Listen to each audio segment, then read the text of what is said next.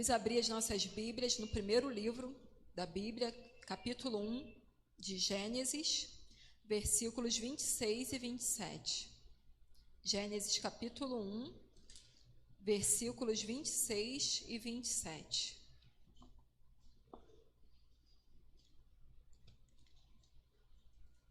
Diz assim a palavra do Senhor.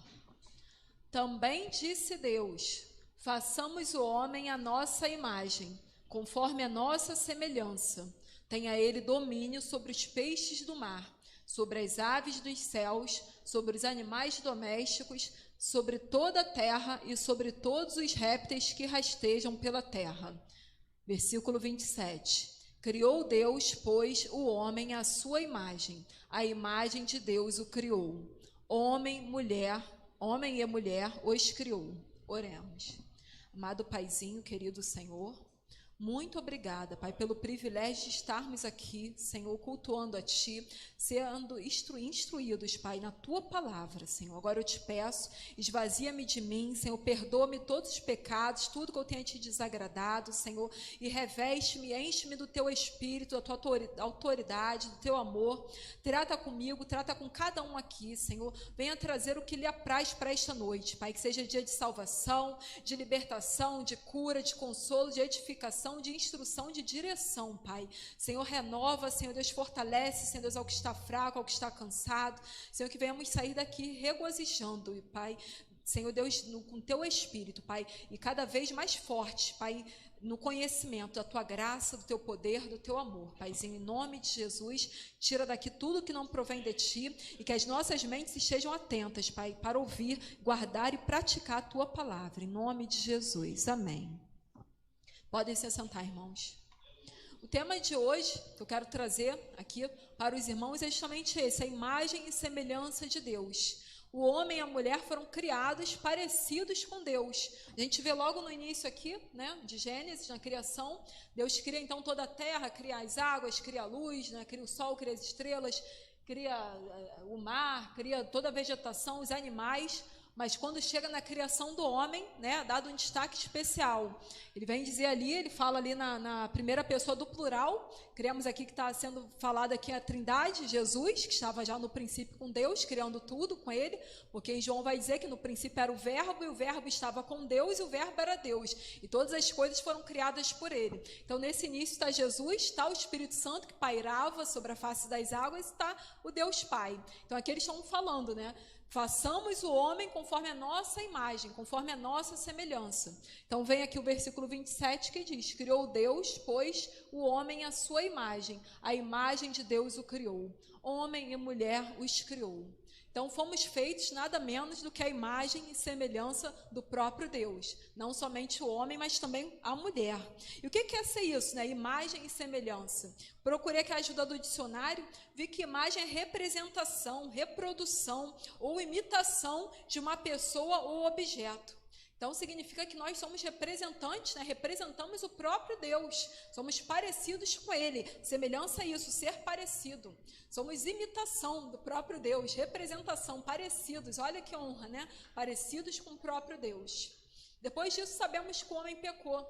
Né? O homem foi lá, desobedeceu a Deus juntamente com sua mulher, então foi se afastando, né, do Deus, que tinha essa comunhão com ele lá no Jardim do Éden, porque a semelhança, né, o ser parecido, não está só na nossa genética, né, o DNA que a gente tem de Deus, mas na convivência. Né? A gente pode trazer isso para a gente entender melhor, assim, como um pai, o filho se parece com o pai, com a mãe. Eu vejo muita semelhança da Moriá comigo, minha filha, não somente, né, fisicamente, porque a genética traz isso, você herda características, mas principalmente no jeito, na personalidade, que vem do que? Da convivência também, né? Trata ainda mais forte para mim é a convivência, né, do que a própria genética. Às vezes tu vê ali o filho igualzinho o pai por fora, mas se não convive, às vezes é totalmente diferente. Mas é diferente quando a pessoa convive, quando ele está aprendendo, né, quando está observando. Então, a criança, principalmente na fase, né, infantil, tende a imitar o seu pai e a sua mãe, tende a se espelhar. Mais do que palavras, a criança se espelha nas atitudes, no que observa nos pais. Então, a gente vê características, né, dos filhos, dos filhos herdando dos pais, tanto geneticamente como principalmente, né, acho mais forte ainda, através do convívio. E assim foi no início, porque Deus não somente criou ali e largou o homem e a mulher ali, não, pelo contrário, né, ele tinha comunhão, ele conversava ali, tinha intimidade com Adão, com Eva, caminhava ali no jardim com Adão, chamava ele para a conversa. Então Deus tinha essa comunhão, criou o homem e a mulher para se relacionar um com o outro e principalmente com ele. Né, com ele. Então, a gente precisa dessa comunhão. As pessoas hoje, às vezes, não entendem que sinto um vazio. Vai ver o que é o que é. O vazio é o que só Deus preenche. Porque precisa disso, não somente do seu semelhante, mas principalmente ainda, né, mais sobrenaturalmente do próprio Deus. Esse vazio, né, existencial que todo ser humano tem, a falta do próprio Deus. E só supre quando se tem um encontro verdadeiro com Ele. Porque no início era assim, como Deus planejou. Né? Estava lá, criada a imagem e semelhança de Deus, e tinha um relacionamento íntimo ali. Ele caminhava com o homem no jardim, chamava ali para a intimidade. E a gente vai ver isso. Né, no próprio aqui a gente vai ver que também Adão e Eva, mesmo depois da desobediência, né, eles vão ter seus filhos, e a gente vai ver que também o filho aqui de Adão e Eva também se parecia com o próprio Adão. Veja aqui, ó, Gênesis 5, versículos do 1 ao 3. Gênesis capítulo 5, versículos do 1 ao 3.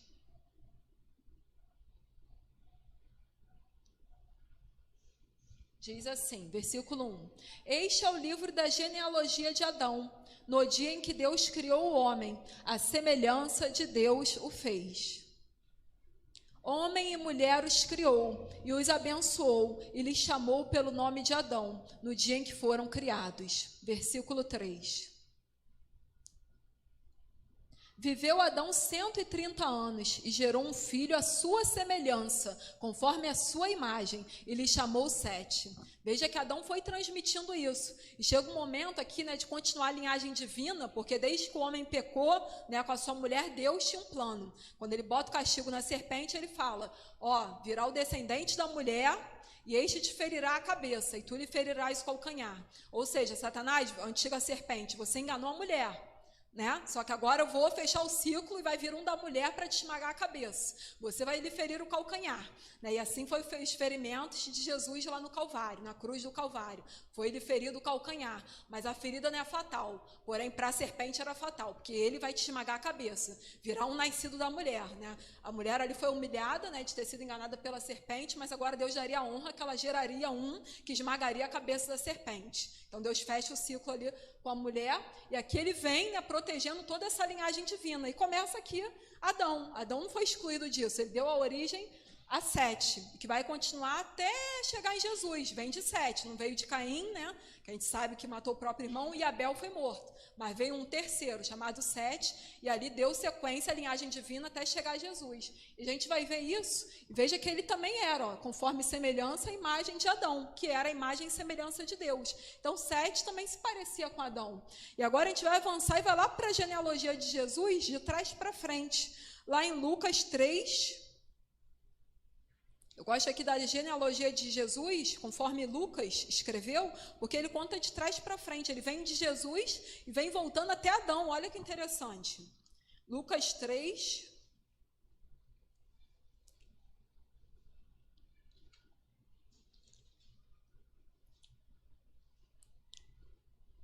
Lucas capítulo 3. Eu não vou ler toda a genealogia, tá, amados? Só para a gente entender aqui, Lucas capítulo 3, versículo 23, para a gente ver o início, e depois lá no fim, chegando em Adão, no versículo 38. Então vamos lá, Lucas 3, versículo 23. Lucas 3, 23. Vamos lá, 23 e 24, só para a gente entender aqui o início da genealogia, voltando de Jesus até Adão, né? Ora, tinha Jesus cerca de 30 anos ao começar o seu ministério. Era como se cuidava filho de José, filho de Eli. Versículo 24. Eli, filho de Matate, Matate, filho de Levi, Levi, filho de Melqui, este filho de Anai, filho de José. Aí vamos avançar lá no versículo 38. né, que eu não vou ler todos aqui, né, se os irmãos quiserem, ler em casa. Mas aí, voltando toda a genealogia, versículo 38. Cainã, filho de Enos, Enos, filho de Sete, que a gente acabou de ler, né? E este, filho de Adão, que a gente acabou de ler, né? Sete, filho de Adão, filho de quem? De Deus. Então, não perdemos isso. Adão, ainda considerado aqui lá em Lucas, lá no Novo Testamento, filho de Deus. Então ainda não perdemos, né, essa imagem e semelhança, e Jesus veio para recuperar, ainda restaurar ainda mais, né, porque se nos separamos, o convívio foi separado por causa do pecado, porque o salário do pecado é a morte, né, e todos pecaram e destituídos foram da glória de Deus. O pecado trouxe separação de Deus, mas aí o próprio Deus quis restaurar, né, e passou, como ele caminhava lá no jardim com Adão, Jesus fez homem e habitou entre nós, também andou conosco, e, né, nos trouxe de volta aí essa imagem. A genética ainda está lá, o DNA a gente ainda tem de Deus, mas a gente tinha perdido o convívio, né? Claro que veio a linhagem divina sendo separada, que tinha comunhão com Deus. A gente sabe que Noé andava com Deus, Enoque andava com Deus, né? Pessoas ali que eram, né, da linhagem ali sempre separada, divina, ali, Abraão, amigo de Deus. Então, foi sendo preservado até chegar em Jesus. Mas Jesus veio para realmente nos trazer de volta para Deus, para restaurar essa comunhão que o pecado, né, havia quebrado. Porque Deus é santo e não tem, né, não podia compactuar, não pode, né? Compactuar não pode chegar ao pecado. Então, Jesus veio o quê? Para nos justificar, porque o salário do pecado é a morte. Então, ele pagou o preço em nosso lugar. Ele é a justiça de Deus, que a gente merecia a morte, Deus não pode deixar de ser justo. Então, o que ele fez? Se entregou no nosso lugar. Então, ele mesmo pagou, né, sendo justiça e o amor de Deus, o amor que triunfa sobre o juízo. Então, a cruz do Calvário ali foi o amor e foi a justiça. Trouxe ali a morte para Cristo, para nos trazer a vida. O próprio Deus se entregou por nós, para nos absolver e nos trazer de novo, né, a volta ali da comunhão com Deus. E nos resgatar essa imagem aí que talvez um pouco distorcida tivesse ficado. A genética não se perdeu, o DNA de Deus continua lá na criação, mas a gente perdeu aquele convívio de filho, né, aquela comunhão original, que Jesus veio restabelecer. Então, nós vamos ver aqui, hoje ainda podemos ter e devemos ter, buscar, né, ter características e semelhanças e sermos parecidos com Deus. Ainda mais agora com o sacrifício de Jesus que nos faz, né, nos torna possível isso novamente. E vamos ver lá que mesmo no Velho Testamento, tinha, né, pessoas que andavam com Deus, se pareciam com Deus em características. E uma delas, nós já falamos que Noé andava com Deus, Enoque andava com Deus, mas eu quero falar de Davi. Tem aqui uma característica de Deus, Atos 13, 22. O próprio Deus vai falar dele. Atos 13, 22, né, um personagem do Antigo Testamento, mas estamos vendo aqui essa citação do Novo. Atos 13, 22. Atos 13, 22.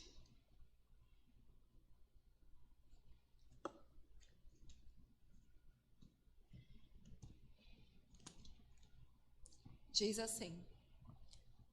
Vamos ler o 21 antes, para entender aqui o contexto. Atos 13, 21.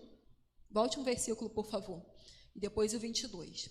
Então, eles pediram um rei, e Deus lhes deparou Saul, filho de Quis, da tribo de Benjamim, e isto pelo espaço de 40 anos. Quem estiver vendo a novela Reis, né, vai estar vendo aí que eles estão agora, né, nessa fase aí de pedir um rei. Então, eles pediram o rei, Deus deu Saul. Mas depois, ó, e tendo, versículo 22, e tendo tirado a este, levantou-lhes o rei Davi, do qual também, dando testemunho, disse: achei Davi, filho de Jessé, homem segundo o meu coração, que fará toda a minha vontade. Veja aqui que Davi herdou forte uma característica de Deus. A próprio Deus falar que ele era um homem segundo o coração de Deus. O que significa ser segundo? É conforme. O coração de Davi se parecia com o coração de Deus. A palavra segundo significa isso, conformidade, algo parecido. Então, Deus já testemunho de Davi. Fala, achei Davi, filho de Jessé, homem que tem um coração parecido com o meu, segundo o meu coração, é conforme o meu coração. E a gente vê que embora Davi pecou e pecou feio, mas era alguém que tinha uma sinceridade, olha, né, uma sinceridade ímpar. Assim, a pessoa que, quando pecou, Saul, tem gente que não compreende isso. Acha até que Deus é injusto. Porque se for olhar o tamanho do pecado, né, avaliando assim, o tamanho do pecado, parece que Saul pecou menos. O pecado de Davi foi muito grave, né, adultério, assassinato. né? Toda aquela trama que ele fez parece muito mais grave do que Saul fez, desobedeceu a Deus, lá oferecendo um sacrifício antes de esperar Samuel. Parece muito mais grave. Só que você vai ver, Saul não se arrependeu, né? Não achou ali um arrependimento. Agora vai ver Davi, vai ver o Salmo 51, como ele se rasga. E fala, Senhor, ele não me pede, ele já era rei naquela época, né? Ele já era rei, mas ele não pede para Deus tirar o reinado dele. Ele fala, não me tires o teu Santo Espírito, né? Restitui-me a alegria da salvação, não me repulses da tua presença. A preocupação de Davi é não ser expulso da presença de Deus, porque ele sabia que o pecado trazia separação. Então, o que ele quer, o reinado, ele não pensou no reinado. Ele falou, não me tire, né? Me restitui a alegria da salvação, não me repulse a tua presença. Essa é a preocupação dele. Então ele ali se rasga, ele fala, purifica-me, né, e ficarei limpo, cria em mim um coração puro, né, e assim eu vou ensinar os pecadores. E aí Deus, não estou dizendo que ele teve a consequência, teve consequências drásticas na família dele, pelo pecado dele, que deu lugar ali aos inimigos blasfemarem, mas Deus perdoou. Ele mesmo tinha dado a sentença sem saber que era ele. Quando ele escuta a história lá, a ilustração que o profeta conta, ele fala, esse homem é digno de morte. Quando o profeta então revela, Davi, esse homem é você. Então ele mesmo deu a sentença que ele era digno de morte. Mas quando ele se arrepende, ele fala, pequei.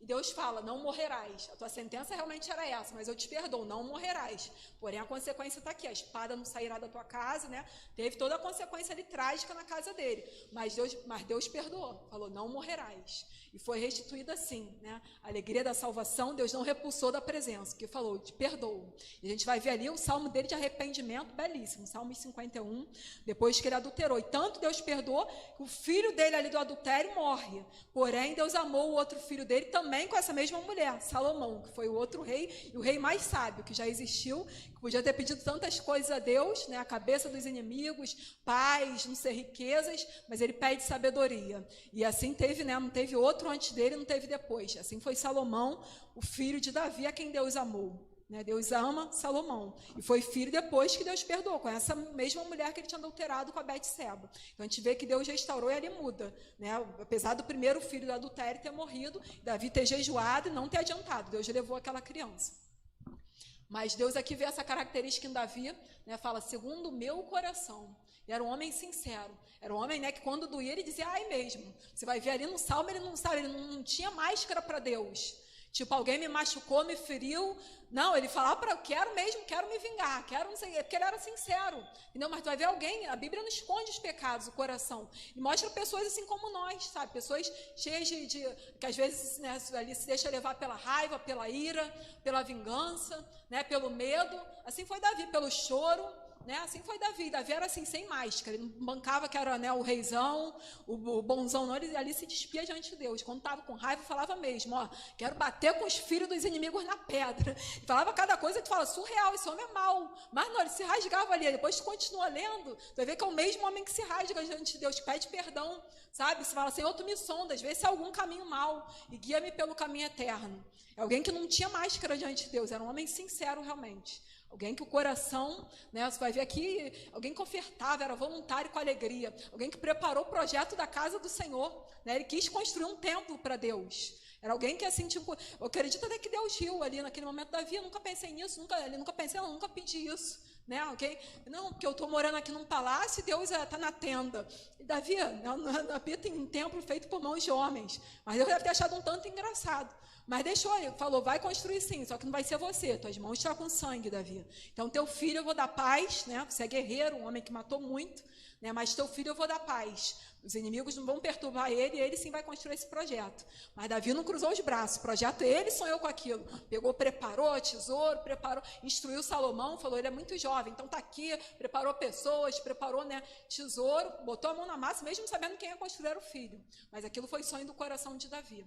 Né? E Deus ali falou para ele, você quer me construir casa? Eu que vou construir para você, Davi. Teu reino vai ser eterno. Por quê? Porque um dia viria né, qual aquele cego clamaria, Jesus, filho de Davi, tem misericórdia de mim. Então Deus fez seguir ali a linhagem de Davi. Falou, um dia, né, vai vir da tua linhagem, teu reinado vai ser eterno. Por quê? Porque viria Jesus. A gente sabe que ali o reinado de Israel, depois de um tempo, se perdeu. Foi levado cativo, viria um, que restauraria ali a cadeira de Davi. E esse homem, né, é Jesus Cristo, filho de Deus, filho do homem. E aqui, então, vemos que é possível, sim, como Davi herdou característica do próprio Deus, o homem segundo o coração de Deus. E assim precisamos também, né, como diz Oséias 6,3, conheçamos e prossigamos em conhecer ao Senhor. E é assim que nos tornamos parecidos com Ele. Não só nesse DNA que a gente carrega, mas é conhecer, prosseguir em conhecer ao Senhor. Orando, lendo a Bíblia, buscando, né, na intimidade lá do teu quarto, né, fazendo a obra dele, cumprindo o ID. E assim a gente vai conhecendo e prosseguindo em conhecer ao Senhor. Assim como o apóstolo Paulo também declarou, né, é possível, ele disse lá em 1 Coríntios 11:1, sede meus imitadores, assim como eu sou de Cristo. Então, quer dizer, ele tinha essa imagem e semelhança, né? Ele prezou por essa imagem e semelhança, o apóstolo Paulo. Que a gente falou o quê? O que é a imagem? É a imitação, né, de uma pessoa, de um objeto, uma representação. Então, você representar Deus aqui nessa terra. E o apóstolo Paulo fez isso. E ele falou, ainda bateu no peito para falar, sede meus imitadores. Quem pode dizer isso? Né? Assim como eu sou de Cristo. Né? Quem pode dizer isso? Quem pode bater no peito e dizer isso? Não me imita não, que eu sou todo errado. Não, né? A pessoa tem medo, tem receio, não me imita não. Olha, não olha para mim, não olha para Jesus. Mas Paulo tinha essa convicção porque ele imitava, ele sabia quem estava imitando. Falou, estou ficando parecido com ele. Né? Eu imito a ele, pode me imitar porque eu imito a Cristo. Não é que ele era o bonzão não, mas é porque ele imitava quem era. Imitava o Deus, né, Todo-Poderoso, imitava Cristo, seu Filho. Então, ele falava com essa convicção, sede meus imitadores. Por quê? Porque eu sou de Cristo, assim como eu sou de Cristo. Então, precisamos recuperar isso, né, que às vezes a gente está no esquecimento, está perdido. Né, o que tem embaraçado a nossa imagem, né, e semelhança do próprio Deus? A genética a gente carrega, mas a gente precisa buscar esse convívio, essa comunhão, para de fato sermos parecidos com Ele, recuperar essa imagem e semelhança. Tem coisas que, de fato, amados, não vamos conseguir. Tem características que são só dele. A gente não vai ser onipotente, né, todo-poderoso, isso é só ele. Onisciente, saber de tudo, isso é só ele. Onipresente, está em todos os lugares, isso é só do Pai. Onisciente, onipotente, onipresente, é só o Deus todo-poderoso. Mas tem outras que podemos sim e devemos imitar. E a primeira delas que eu quero falar hoje, vou falar somente 3. Mas a primeira, que não pode faltar de jeito nenhum, porque é por isso que nós somos conhecidos. Assim, né, Cristo falou, nisto conhecereis que sois meus discípulos, se vos amardes uns aos outros. A primeira característica que podemos e devemos, obrigatoriamente, você que é discípulo de Deus, né, filho do Pai, tem que ter amor. Efésios 5, 1 e 2. Efésios 5, 1 e 2.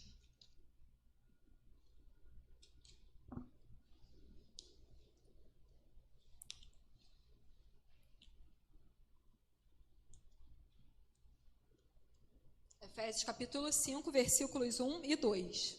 Já está aqui na tela. Sede, pois, imitadores de Deus, como filhos amados. Versículo 2. E andai em amor, como também Cristo nos amou e se entregou a si mesmo por nós, como oferta e sacrifício a Deus em aroma suave.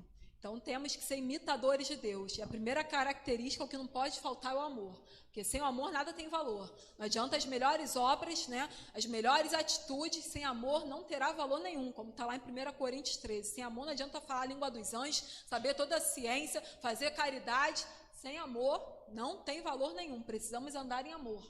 E que amor é esse? Né? Lá está o resumo de toda a Bíblia. Amar a Deus sobre todas as coisas. Né, com toda a tua força, com todo entendimento, com toda a tua alma, com toda a tua convicção. Se amar a Deus, é não ter nada na frente de Deus para você. É Deus acima de tudo, não inverter os valores, as prioridades, como, né, o pastor gosta de destacar aqui.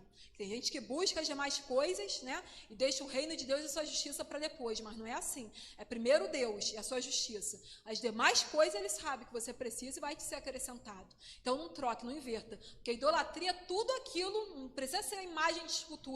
Pode ser o dinheiro, pode ser o marido, pode ser o teu filho, o teu Deus. Está entendendo? É tudo aquilo que para você ama mais do que a Deus, que você venera, você idolatra, está no lugar de Deus. É tudo aquilo que traz separação entre você e Deus. Pode ser o teu trabalho, pode ser qualquer coisa, pode ser uma pessoa, pode ser uma coisa, um objeto. Isso é idolatria, você tirar o lugar de Deus, que é o primeiro, e colocar qualquer outra coisa no lugar dele. Então, amar a Deus sobre todas as coisas, pode ser você mesmo. Já pensou nisso? Tua vontade prevalece sobre a de Deus, Você é o teu Deus, né? A Deus que é o teu Deus. Como é que chama ele de Senhor? Ele diz, por que me chama de Senhor se não faz o que eu mando? Se a tua vontade prevalece sobre a de Deus, você é o teu Deus. Deus não é o teu Deus. Ele pode estar em segundo, em terceiro, só que aí ele não ocupa. Porque, sabe, a honra dele, a glória, ele não dá imagem de escultura e nem nenhuma outra coisa. Deus só ocupa um lugar, o primeiro. Se ele não é o primeiro, não pense que ele vai estar em outro lugar na sua vida.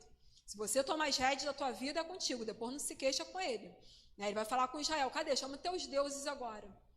Não, tem aqui, tem Deus também, mas tem os outros. Não tem isso. Deus é único. Ele tem ciúme de você. Ele tem ciúme, porque ele criou. Ele criou os céus e a terra, criou você. Então, por que tu vai dar honra e glória a outro, que não tem direito? Somente a ele.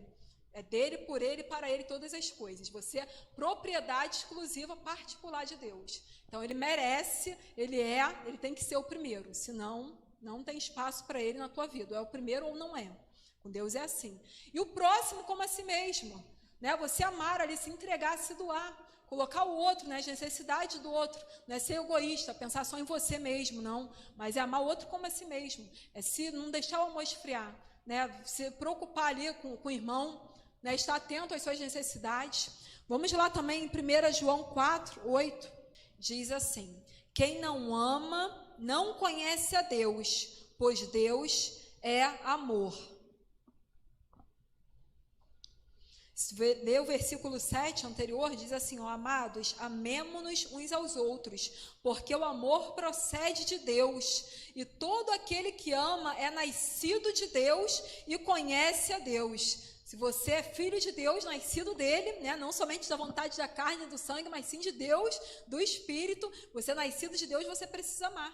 A Bíblia diz aqui, amados, amemo-nos uns aos outros, porque o amor procede de Deus, e todo aquele que ama é nascido de Deus e conhece a Deus. Quem não ama não conhece a Deus, pois Deus é amor. Então não tem como ser filho de Deus, conhecer a Deus, se não amar o próprio Deus e amar o seu irmão, como a si mesmo. Gálatas 5, 23. Mas guarde aí, a primeira característica é o amor. É o amor que precisamos amar a Deus e ao nosso próximo como a nós mesmos. O amor que se entrega. O amor que não é egoísta, que não espera nada em troca.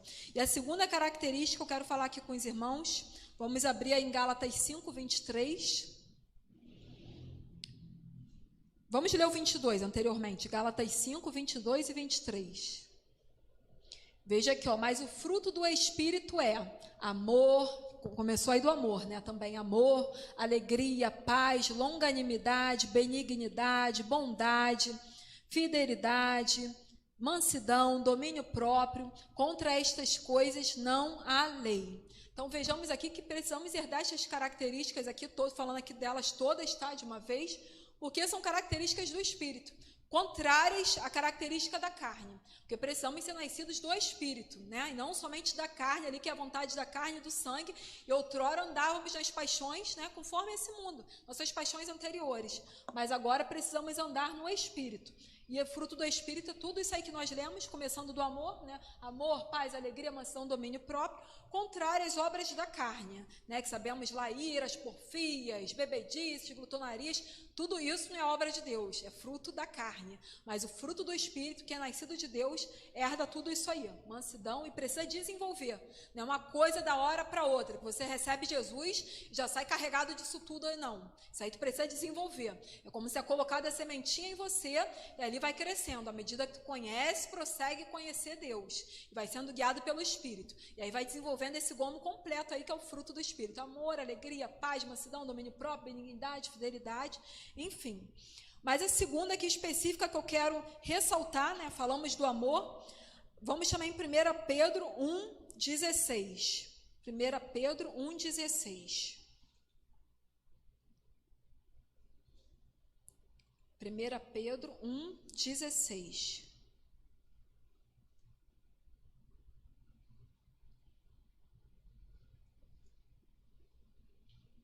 Diz assim, porque está escrito, sede santos, porque eu sou santo. A segunda característica que eu quero destacar, tirando todo aquele gomo do fruto do Espírito que temos que ter, mas eu quero destacar hoje aqui é santo, santidade. Impossível sermos santos? De jeito nenhum, é preciso. Podemos e devemos. Não é santinho para sair flutuando nas nuvens, né? Para ninguém te adorar, não é isso não. Tá, amados? Santo, assim, de adoração é somente Deus. Mas sim, os apóstolos aqui, os discípulos, e nós precisamos ser santos. O que é esse santo? Né? Ser de santos porque eu sou santo. É ser santo, é ser separado. É se guardar incontaminado do mundo. Uma vez que foi perdoado, justificado por Deus, é para você de novo ir lá e sujar suas vestes. Você precisa, né, ali prezar pelas tuas vestes alvas, por ser santo, separado, não é tirado do mundo. Jesus orou por nós, não falou para Deus tirar a gente do mundo. Falou, não peço que os tires do mundo, mas que os livres do mal. Então não é para você pegar, não falo com ninguém, não dou bom dia, né, para o ímpio, aquele ali é incrédulo, aquele ali é ateu, não falo com ele, aquela é prostituta, não é nada disso, pelo contrário, né? Deus nos colocou, Jesus andava com os pecadores, o quê? Para trazer o arrependimento, para trazer salvação. A luz não é para brilhar só com as outras luzes, né? Cheio de lâmpada. Aqui, se tu acender uma lâmpada, não vai fazer muita diferença, porque está tudo claro. Mas acende no escuro, né? Na escuridão vai fazer diferença. Então, é isso que Jesus quer, que você brilhe realmente lá no mundo. Né? Então, não é isso, para se isolar, não dar bom dia, andar de cara amarrada, não falar com ninguém, não é isso. Né? Mas é andar assim com eles, como Jesus andou com prostituta, andou com os pecadores, com cobradores de impostos, com ladrões, né? Mas o que ele fazia? Fazia a diferença, jamais, né, se contaminou, pelo contrário, ia lá para trazer eles de volta para Deus. Como ele falou, o médico não veio para os sãos, mas sim para os doentes. Então você precisa assim, estar inserido nesse contexto, nessa sociedade pervertida, mas não para se contaminar, e sim para fazer diferença, para resgatar quem está nas trevas para a luz. Né? Assim como você outrora já foi trevas, né? Mas Jesus chegou e iluminou e fez, né, você ser luz. E assim ele quer que você seja santo, separado, não é ser isolado do mundo, mas se guardar incontaminado, como diz lá em Tiago 1, vamos lá, Tiago 1, 27. Diz assim: a religião pura e sem mácula para com o nosso Deus e Pai é esta: visitar os órfãos e as viúvas nas suas tribulações, e a si mesmo guardar-se incontaminado do mundo. Veja aí, né? Você que procura a verdadeira religião, não é o catolicismo, não é o espiritismo, não é o protestantismo, né? É claro, nós pregamos o evangelho, porque o evangelho é o evangelho do próprio Cristo. São as boas novas referentes que o Salvador veio, né? A profecia se cumpriu. Então, isso é o evangelho. Por isso nos tratamos aos evangélicos, porque cremos. Mas, né, somos o quê? Cristãos. Porque somos pequenos cristos, seguidores, imitadores de Cristo. Por isso, lá em Antioquia, foi pela primeira vez os discípulos chamados cristãos. Porque eram o quê? Os imitadores que andavam, os que seguiam, os que imitavam Cristo. Pela primeira vez em Antioquia, tá? Não foi criado a igreja católica ou a igreja protestante, não. Pela primeira vez em Antioquia, está lá em Atos dos Apóstolos. A igreja primitiva, pela primeira vez, foram chamados cristãos. Parecidos, imitadores de quem? Do próprio Cristo. E qual é a verdadeira religião? Está aqui, você que queria saber, o próprio Deus fala aqui na sua palavra. A religião pura e sem mácula para com nosso Deus e Pai é esta: o que? Amar o próximo, ó. Visitar os órfãos e as viúvas, se preocupar com o próximo, né? Com o próximo, com a necessidade do teu próximo. Visitar os órfãos e as viúvas nas suas tribulações. E a si mesmo, o que? Ser santo. O que é isso? Guardar-se incontaminado do mundo, é separado, não compactuar com o pecado. Estamos inseridos sim, né, numa sociedade pervertida, né, jaz no maligno, mas não fazemos parte desse mundo. Somos peregrinos, estrangeiros, somos cidadãos dos céus, embaixadores de Deus nessa terra, representantes, né, parecidos, imagem e semelhança. Então precisamos representar a nossa pátria, que não é terrena, é celestial. Somos cidadãos dos céus, parecidos com Deus, imagem e semelhanças do próprio Deus, do próprio Cristo. Então precisamos, assim como Cristo, guardar-se incontaminado do mundo. Essa é a verdadeira religião. É se abster do mal. É amar a Deus, amar tanto, sabe? Que Jesus fala: aquele que tem os meus mandamentos e os guarda, esse é o que me ama. Não é o que diz, amo a Deus, amo não. Deus prova, né? Jesus sabe quem ama. Por quê? Aquele que guarda a palavra dele no coração para não pecar contra ele. Ele ama tanto a Deus que não é por medo, não. É porque ele não quer magoar. Sabe? O temor não é aquele medo que, Deus vai me mandar para o inferno. Não é isso. O temor é um respeito tão profundo que você ama tanto a Deus que você não quer magoá-lo. Você pensa assim: se eu fizer isso, eu vou magoar a Deus. Você se importa, né? Isso aqui vai entristecer o coração de Deus. Então, esse é o amor. É o que Jesus fala: aquele que tem os meus mandamentos e os guarda. Ou seja, pratica, me obedece. Esse é o que me ama. Esse é o amor que ele espera de você. Não é um amor que teme, vai me mandar para o inferno, porque a gente, né, esse amor teme. A gente não pode ter esse amor que, sabe, que teme. Porque o que teme não é perfeito em amor. E o verdadeiro amor lança fora todo medo. A gente precisa desse amor que confia, para que no dia do juízo, né, a gente esteja lá de coração limpo, né, absolvido, sabendo que nenhuma condenação há para os que estão em Cristo Jesus, que Ele nos absolveu. A gente precisa desse amor que confia, né, que não tem em si o medo, porque o medo tem consigo a pena. O que teme não é perfeito em amor, mas tem que chegar lá adiante, né, naquele grande dia, seja da tua morte ou da vinda de Jesus, chegar com convicção, com amor, sabendo que Ele não é teu juiz, Ele é teu Pai, que você foi absolvido. Deus não está lá para te julgar, Ele está para te absolver, porque Ele te amou de tal maneira, aleluia. E o que teme não é perfeito em amor. Então esse amor realmente que confia, que se entrega, que não quer, né, ali magoar o Pai, é esse amor, realmente que se guarda incontaminado do mundo para não magoar o Pai. E é esse amor que lança fora todo medo, é esse amor que confia no sacrifício de Cristo, que foi suficiente para nos perdoar, nos salvar, nos purificar. Você não precisa se sacrificar subindo escada, não precisa rezar 500 vezes a mesma coisa, que Deus não é surdo, e vai ficar falando 500 vezes porque Ele não entende.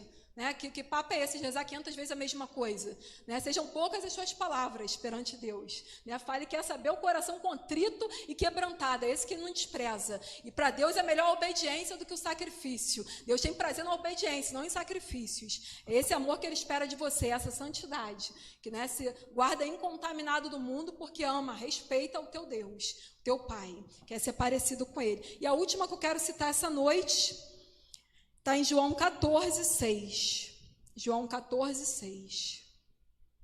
Tem muitas, tá, amados? Conheçamos e prossigamos em conhecer, para sermos cada dia mais parecidos com Ele. Mas hoje, essa noite eu quero citar, dar ênfase a essas três: amor, santidade. E João 14:6, respondeu-lhe Jesus: eu sou o caminho e a verdade e a vida. Ninguém vem ao Pai, senão por mim. O que eu quero destacar essa noite é verdade. Se você é filho do Pai, né, quer se parecer com Deus, não abra mão da verdade. Porque sabemos quem é o pai da mentira.